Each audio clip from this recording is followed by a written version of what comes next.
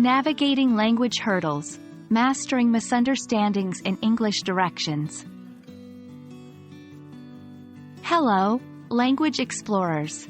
Today, we're diving into an important topic that is central to everyday communication, giving and receiving directions. However, we're not just talking about the basics. We're going to tackle the tricky part, dealing with misunderstandings and confusion.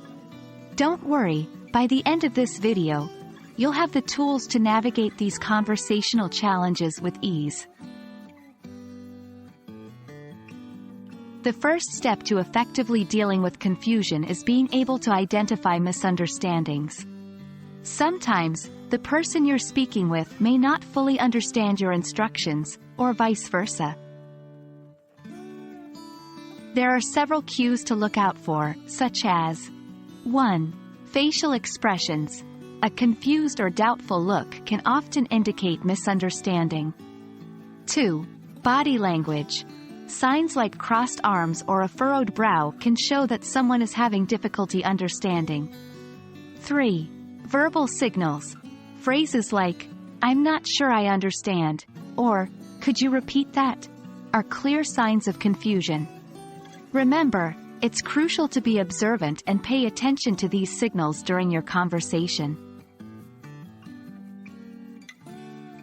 Once we've identified the confusion, it's time to clear it up. Here are some techniques you can use. 1. Rephrase the directions. If the person didn't understand your directions the first time, try explaining it in a different way. Use simpler words or break down complex directions into smaller, more digestible parts. 2. Use landmarks. Landmarks are great for giving directions because they're usually easier to recognize than street names. 3. Draw a map. If words are failing, sketching a quick map can be a very effective way to visually communicate the route. The final step in dealing with misunderstandings is to confirm understanding. After explaining, always ensure the other person has fully understood your instructions. They could repeat the directions back to you, or if it's you who were confused, you could summarize what you understood to get their confirmation. The best way to become comfortable dealing with misunderstandings is by practicing.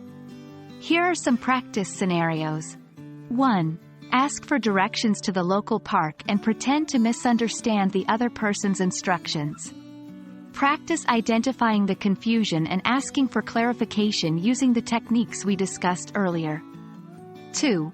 Give directions to a specific place, like a nearby cafe, and have the other person pretend not to understand.